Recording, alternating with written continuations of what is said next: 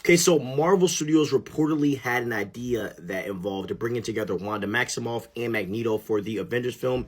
The idea would have executed in a similar fashion to the Wolverine and the X-Men show. Now, I want to talk about a missed opportunity that I think Marvel Studios really missed.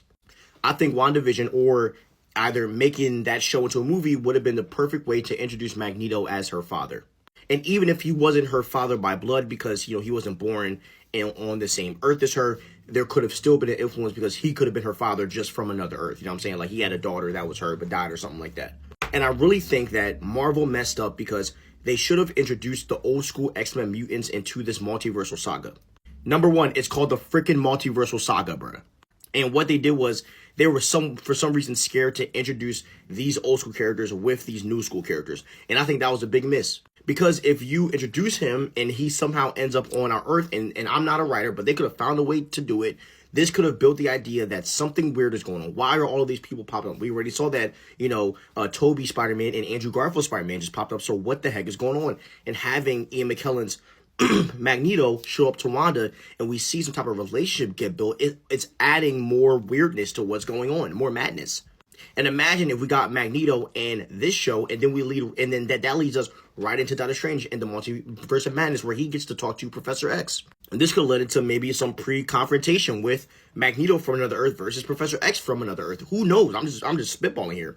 But you could have built something up that could have helped us work our way into the Avengers Doomsday type stuff that's going on. So that really hurts my soul because that could have happened. Now, on the other hand, I do still think you should bring together Wanda Maximoff and Magneto in the Avengers films, even if it's a variant, because we saw in Doctor Strange in the Multiverse of Madness that it doesn't matter if it's a variant of Wanda or our MCU version of Wanda, she's dope regardless. And we know that Ian McKellen's Magneto is going to be interacting with our Avengers team, so why not have his daughter and son by his side, aka Quicksilver and Wanda Maximoff? So I hope that this idea still happens, and yeah. And in the show Wolverine and the X-Men, here's what happens, right? Basically, Wanda is a key player in Genosha.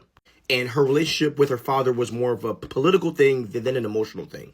And it was kind of like Wanda was showing loyalty to her father, but Magneto was just manipulating her the whole time.